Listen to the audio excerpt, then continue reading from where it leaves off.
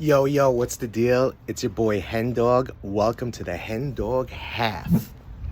It is May 22nd, 2022, and it is a beautiful day. We are live from Lowell, Massachusetts. It's about 85 degrees out today here, and after all that snow, after all that cold weather, after all that rain throughout this past winter, I am so glad to be seeing the blue skies and the sun and feeling the heat. And you might even see me dab my forehead because I'll be beating up during this because, hey, it's hot out here and that's our bodies working. So what we're doing today, we're going to be talking about respiratory therapy. What the F is respiratory therapy? And because it's a respiratory therapy video, we are sponsored in part by albuterol. Remember, albuterol will solve that broken leg of yours. So this is the breakdown. Respiratory therapy is part of the medical team. When you go into the hospital and you're in the ICU and you're really sick, there is a medical team that is going to help you out. It is comprised of nurses, doctors, respiratory therapists, radiologists, patient care technicians, PCTs, and I'm sorry if I missed anybody else, but the medical team is comprised of all these disciplines. When you come into the hospital, we follow policy, procedures, and algorithms in order to help you out when you are sick. If you make it to the intensive care unit in the hospital, unfortunately, you are very, very sick. There's a lot of diseases that get you into the intensive care unit. It could be pneumonia, unfortunately, COVID-19. It could be a heart condition. It could be many severe diseases that are out there, unfortunately. And then there's even different diseases for the babies and the pediatric kids. So there are a lot of different reasons why you might be in the ICU as a patient. But if you are in the ICU as a patient, there is no doubt that everybody at that bedside is going to help you. It's going to help you get better. And we do that by bringing all our disciplines together. The team is basically, think about it like football, think about it like any sport. You got the doctor, who is basically head coach, or you call him the quarterback. Then you got the nurses, who are the protectors. They are the line. They stand there and they do everything when it comes to the medicines, when it comes to reading your vitals, when it comes to diagnosing what's happening to you physically in that moment. The nurses, registered nurses, are that backbone of the medical team. Then you got the respiratory therapist, and I'm biased because I am an RT, a registered respiratory therapist, licensed here in Massachusetts. I say that we're the wide receivers, we're the superstars, but hey, we all got our biases, The respiratory therapy is the role in the intensive care unit of the person who is going to give you life support when you are very sick. Life support is breathing. Inspiration, expiration. We do it every day. We don't even think about it. But when you get sick, we need to control that breathing, because whether it be your heart's not working, whether it's your brain's not working, whether your blood pressure is too low, we need to maintain that breathing for you, because breathing is life. So that is what respiratory therapy does. So I'll just sum up my own credits just because I like to toot my own horn. No, not at all. I graduated from Northeastern University in 2016. I've worked in the field for 15 years. In the last 3 years, I've been working in the neonatal and the pediatric ICUs. I work in a local Boston hospital. Because of HIPAA, I won't tell you exactly where I work, but I guess you could find it really easily on a Google search. But I am been in the field now for 14 years, and it's the best job ever. I love my job. And when it comes down to the actual respiratory therapy of it, it all starts with right here, the airway, the trachea. This is the path into your lungs. The lungs is what oxygenates your blood, that gets oxygen to your muscles. So what happens is, when you get sick, we need to protect that airway. We need to make sure that you're going to be breathing well when everything else is sick, or even if it is your lungs that are sick. So what happens is we start what's called sedation, which is sleeping medications. If you are really sick, if you're having a heart attack, or if your blood pressure is too low, or every blood test that we're giving you is showing negative values, is showing that something that's abnormal, we need to put you into an induced coma. We put you to sleep. And then those drugs make your respiratory drive, your natural ability to breathe, it sedates that, it calms that down. So what we need to do as respiratory therapists is provide ventilation for you. We need to breathe in and breathe out for you. So it starts off with sedation. We put you to sleep. Then finally, a doctor comes in, whether it be anesthesia or a medical doctor. They come in with what is called the endotracheal tube. The endotracheal tube is the tube that we put in. It looks like a very big straw, and I wish I had the props for this.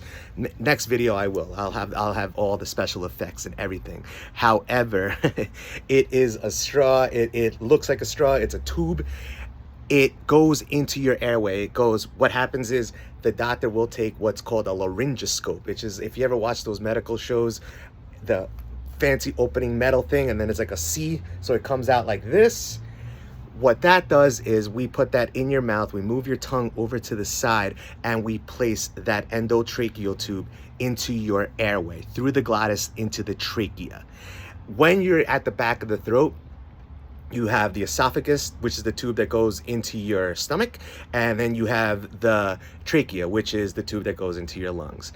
We make sure that endotracheal tube is placed in the right, in the trachea. We make sure that that's placed well by what is called an end-tidal CO2 detector. CO2 is carbon dioxide. You breathe in oxygen and you blow out CO2, carbon dioxide.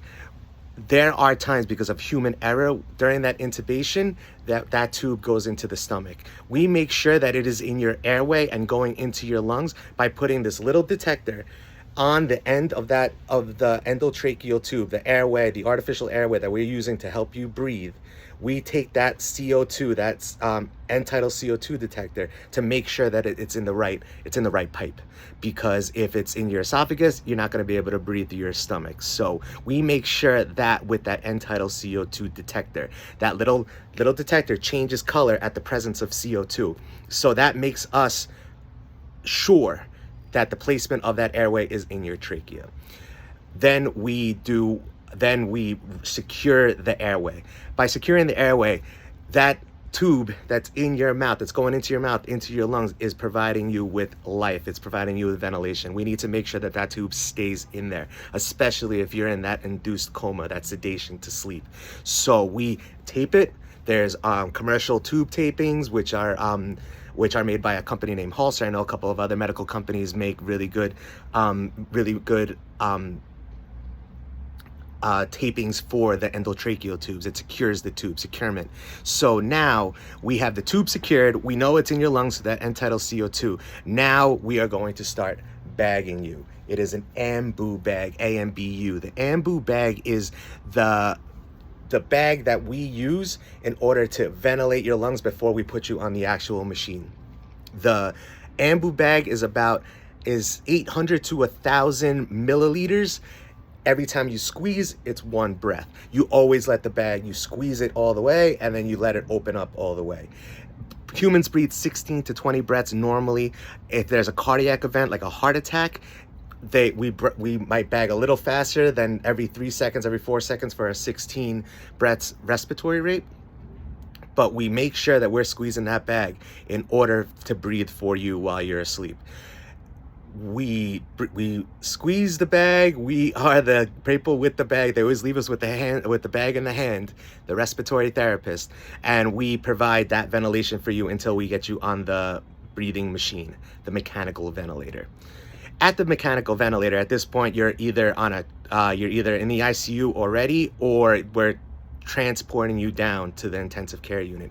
In the intensive care unit, we put you on the mechanical ventilator. We also keep you on intravenous drugs in order to keep you asleep. The intravenous drugs that you get when you're sleeping is like that needle. Everybody hates needles, and I bless that I don't fear needles. I've gotten many IVs, but yes, that is the scary part about it, is the intravenous line that they put in. We have to put the intravenous lines in order to deliver the medicine that's going to keep you asleep, that's going to make your heart beat better, that's going to raise your blood pressure. We need that intravenous line, because if you swallow drugs through your mouth, whether it be a sedation drug or anything like that, it takes too long in your stomach to break down to get into your blood. That's why we use the intravenous lines in order to get the drugs right into your blood system. When you get to the mechanical ventilator, there are 4 things that are very important that are what we call the vent settings. The vent settings in respiratory therapy are 4 different things that we set on the mechanical ventilator. The first thing is the size of the breath, which is called the tidal volume. Tidal volume, the size of your breath, is based on how tall you are. I'm 5 foot nothing, so I have very small breaths. No, I'm just kidding. So when you are obese, when you are skinny, when you are normal size, whatever size you are, your lungs don't change size. It always is based on your height, how tall you are. So we get the ideal height for the ideal body weight, and that's what we base that tidal volume. Tidal volumes are in a unit of measurement of milliliters. Some places use the cubic centimeters, but milliliters is the way that the textbooks are written. Those milliliters that we're delivering into your lungs is based on the height. And from there, that is the size of the breath. We need to provide a respiratory rate. We need to provide that breath every 4 seconds, every 3 seconds, unfortunately, sometimes every 1 second. That's called the respiratory rate, the number 2 setting on the mechanical ventilator.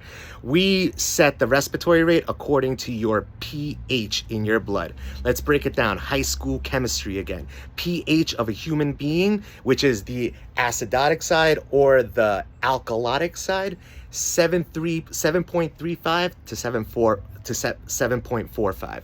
That is the normal arterial blood gas. That is the normal pH in an arterial blood gas. Going back to high school chemistry, this arterial blood gas is a very important test in order for us to provide you with the right mechanical ventilation when you are in the ICU. So that respiratory rate is going to be based on your pH in your arterial blood gas. That pH is based on the CO2. So if your CO2 is too high, your pH is going to go low. That we need to breathe off that CO2. We need to get that carbon dioxide out of your blood. We do that by breathing faster.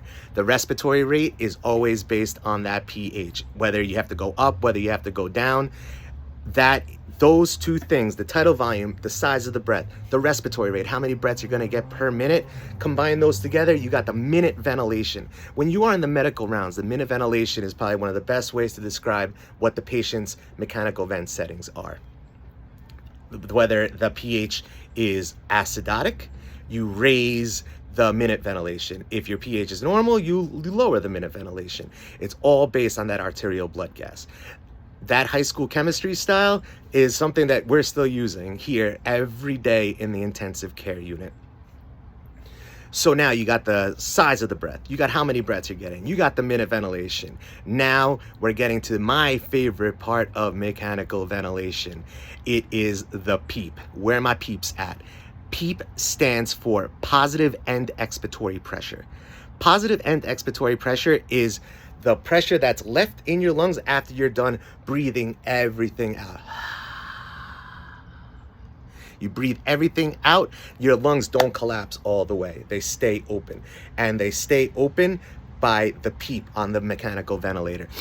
Us, right now, you breathe in through your nose, you're providing about 5 centimeters of water of PEEP to yourself. That's called intrinsic PEEP. It's just the negative pressure when you're breathing in through your nose. That keeps your lungs from collapsing all the way. When you are not oxygenating right because of your disease state, whether it be a pneumonia, whether it be emphysema, whether it be mucus plug, whatever it is that is keeping you from oxygenating, that PEEP is going to fight that. It was going to raise your oxygenation. It keeps your lungs open at the end of that breath. An inflated lung is an oxygenated lung. And that is what we're going to do to get your oxygen levels up. When you are in the ICU, unfortunately, sometimes your oxygen level gets really low in your arterial blood gas, ABG.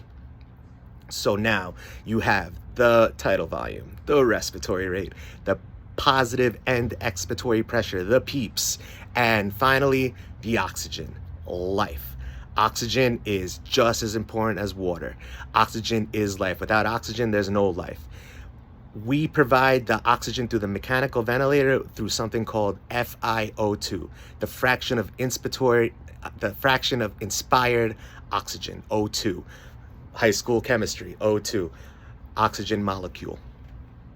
Besides the FiO2 and the PEEP, the minute ventilation is how we raise your pH, or how we lower your pH, and then how we raise your oxygenation is through the PEEP and the FiO2, the amount of oxygen that you're breathing. Right now, when you breathe in, it's 21% FiO2. That is what is in the air right now on this beautiful day here in Lowell, Massachusetts. 21% of oxygen is what we all breathe in order to stay alive. When you are sick, we need to raise that percentage of oxygen in the air that you're breathing. Sometimes we have to go to 100 full blast oxygen because you're not oxygenating right in your blood. You need more oxygen in your blood in order to get you to a normal level. So that is the breakdown of the 4 most important things. And like I said, it's about the 16-minute mark. I just explained about 2 or 3 years of respiratory care, broke it down real easily. Obviously, there's a lot of little details that go in to everything that we just, but the 4 breakdowns of the vent settings when it comes to respiratory care on the mechanical ventilator are those 4 things: tidal volume, the size of the breath; respiratory rate, how many breaths you're taking; the PEEP, what is the pressure at the end of your breath in order to oxygenate; and then the oxygen, the FiO2. When you're in the intensive care unit, you're sick and it sucks. You're sick because your body is trying to stay in balance, what is called homeostasis. Homeostasis is what your body is doing in order to keep balance. I'm sweating a little bit right now because it's hot out here, because my body is trying to keep cool. When your eye turns red or you blink, all those little things is to keep you safe, to keep you healthy. That's what your brain is always doing, whether you're thinking about it or not. Your body needs to stay in balance, homeostasis. So when we put you on the mechanical ventilator, when we're getting those arterial blood gas results, when we're putting that medication into your veins, we're trying to balance you out so you're not sick and unfortunately die. Because in the intensive care unit, unfortunately, there is a lot of death, because sometimes people just get too sick, and that is life, unfortunately. However, we do everything we can through experience, through education, and through collaborative teamwork in order to get the patient better. It is the medical team. The best time to see the medical teams is in the mornings during medical rounds. You'll see the whole team. Everybody comes together. The doctor leads, they make the final decisions, and then we just do everything else in order to support. We suggest everything we can in order to take care of the patient. When you're at bedside, it's a scary thing, you're especially when you're new, or even if you have 14 years experience, I still get shooken up. Everybody, it's the human ways of getting shook up. It's all in your mindset. It's all the stress levels you have. You're in control. You're in control of everything that's going down. You're in control of how you feel. You're in control of how your own respiratory rate is. But when you're at bedside and you're a respiratory therapist, you are there to help the patient breathe, and you are there to support life. And that is a very, very important role. The nurses love nurses to death. Some of my best friends are nurses. They take care of your vital signs, your medications, and your overall appearance. They are at bedside. They are the first line of defense in the medical world. Nurses, registered nurses, RNs. The respiratory therapist is there to support life with the mechanical ventilator, with the endotracheal tube. It is a collaborative team work and effort when you are in the ICU. You have a whole team of people that are taking care of you, and we will take care of you or your loved one. When you are in the ICU, as a patient or even as a medical professional, ask questions. You always need to ask questions. Know what's going on. Know your surroundings. Head on a swivel, that they used to say on lacrosse. You have to know what's going on. Keeping your awareness, because as a patient, you need to mentally be well and know what's going on with you and know how sick you are. And unfortunately, sometimes it's bad news. The medical professionals are there to keep you calm, to keep you healthy, to optimize the health that you have as a patient in the intensive care unit. When you're a part of a team, everybody's got an ego. We all have egos. We're all proud of what we do. We all have pride inside of us. And if you don't, unfortunately, I spoke about that in the first video. Sometimes people just hate their jobs, and I am blessed that I love my job. But with having love for what you do, there is ego. There is the competitive edge. If you think about it, the smartest people go to medical school because it is a very competitive field to get into, and you're paying a lot of money for this education. Sometimes that could reflect at the bedside, and us as medical professionals sometimes have to breathe in, breathe out, and know that we are there for the patient. It's not about our egos. It's not about our pride. It's not about being right. It's what we need to do to make the patient better. And that is the priority. And I work in Boston. I work in a Boston hospital because of HIPAA. Like I said, I won't explain exactly where I work, but I work in one of the best institutions in the world. I work in some of the best institutions in the world here in Boston. And through here, even you got those bad people, not bad people. They're not bad people. It's just they're frustrated. They're tired. They have family lives going on. But when you're at bedside, it's about the patient, and you have to stay positive. The positive mindset is the basis of everything for a good outcome. We need to keep the mindset positive, because once something starts breaking down, you start getting nervous, you start worrying, you're not thinking right. You have to stay practical. You have to stay in focus. And by doing that is the positive mindset. The human body is one of the most versatile, one of the best machine that's ever been created. You could talk about Teslas, you could talk about NASA spaceships, you could talk about oil rigs in the middle of the Atlantic Ocean. No. The best invention is right here, the human body. The human body is so resilient. The human body gets sick. The human body gets traumatically hurt, and we get better. And that is what we are doing at the bedside in the intensive care unit. That is exactly what our roles are in order to make the patient better. It's about the 22-minute mark here, and I thank you and I love you for still staying here with me. So now, in the intensive care unit, once you start getting better, once we start balancing your pH in your arterial blood gas, once we start lowering the medicines that are going into your blood, that's when you start getting better. And then at the end of the journey on your mechanical ventilator is the extubation, which is when we pull the tube out. We wake you up, we make sure that you're able to breathe right on your own, and you're able to protect your airway. If you have a really bad head bleed, a traumatic brain injury, if you are overdose patient, unfortunately, if you are a cancer patient, we have to make sure you're breathing well by yourself in order to pull that tube. And we have little trials and tests that we do on the mechanical ventilator in order to make sure you're ready for that extubation. Once you get extubated, then you got the medications, the breathing medications that respiratory therapists provide. We have nebulizers, which is it's like a gas mask, and it's like a little fog that goes up. That is a nebulizer medication. You have metered dosed inhalers, sponsored in part by albuterol. These drugs help you optimize your breathing, and we provide those drugs in order to help you with your breathing when your breathing is impaired.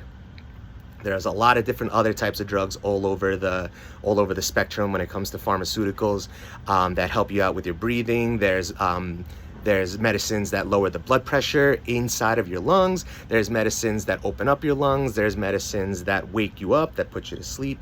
The science behind pharmaceuticals is huge, and there's a lot of cool, awesome drugs that benefit the human body when it comes to breathing, and we provide those medications in the hospital, whether it be on the medical floors and all that. And one of the last things I have to talk about when it comes to respiratory therapy, because if you work the night shift like I do, we all love our CPAP patients. Continuous positive airway pressure. A CPAP is what we provide in order to optimize your breathing while you sleep. If you snore, that is called obstructive sleep apnea. Apnea means no breath, sleep means sleep, perf. And obstructive means you're obstructing justice, like, Law and Order. Yeah. So if you have obstructive sleep apnea, what a CPAP does, it's a mask that provides pressure in order to open up your airway and in order for you to take bigger, deeper breaths while you sleep. This is optimal for everyday life. People that have obstructive sleep apnea can suffer from sleepiness, can suffer from moodiness, can suffer from, there's a lot of bad things that come from not getting a good night's sleep. And we all have been there. We've all been there. But imagine you have a disease where every day you sleep, or every night that you sleep, you don't breathe well, and that's not good for you. That CPAP machine, what it does, it doesn't breathe for you. It provides a pressure in order to open up your airway and take big, deep breaths while you sleep. When you wake up, you feel refreshed because your brain isn't waking up every 2 seconds. Hey, take a breath. Hey, breathe. Obstructive sleep apnea could be its own YouTube video for another day. But when it comes to respiratory therapy, in the last 26 minutes, we summed it up. When you are in the hospital and you're sick, it is a team collaborative effort in order to get you better or your loved one better. When you are having a baby in the hospital, respiratory therapy is there if it's a cesarean section. I personally, in the last 2 years, worked in the delivery room at my at my hospital. And it was one of the best experiences I have ever seen. I think, doing the math, I must have seen like 300 births. It is amazing. Working in the NICU was amazing with the little babies. You're talking about, breaths that are huge in an adult. You're talking little breaths for these neonates, and they're such resilience. If you want to see resilience of a human being, go to your closest neonatal ICU, and those are the hardest fighters in the planet, on the planet. All humans on the planet, they are the strongest, the little neonates. So we're here at the 27th minute. If you made it this far, God bless. I love you to death. Typical YouTube stuff: like, subscribe, share. I have the Instagram, the HenDog Half. We have the YouTube channel here, the HenDog Half. I will be doing videos from everything from respiratory therapy, MMA, all the good stuff. And this is only the second video, but we're going to be progressing to more and more. Once again, thank you so much. And like I said, it goes back to homeostasis. Stay balanced, stay positive. A positive mindset, it's the corniest thing, but yes, it is the most important thing. And I will tell you straight up, I have clinical depression. I go see my therapist. I know what it is to be in a wrong mindset, and it breaks down everything. It's not good.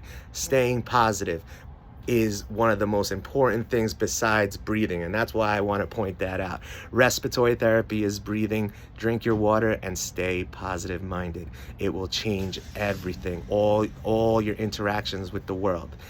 And I want you to stay positive. I want you to stay blessed. I want you to stay healthy. If you do get sick and you see me at bedside, you know that I'm going to help you out no matter what, and I will put all my effort and will into getting you better. Okay? Thank you for listening to this podcast. My name is Danny HenDog. I love you for sitting here and listening to me the last 28 minutes. God bless. Stay safe. And as always, give me a comment. Let's talk on the comment section. And I hope that you have a great day. Enjoy the weather if you're in Massachusetts, all right? Peace. Take care, all right?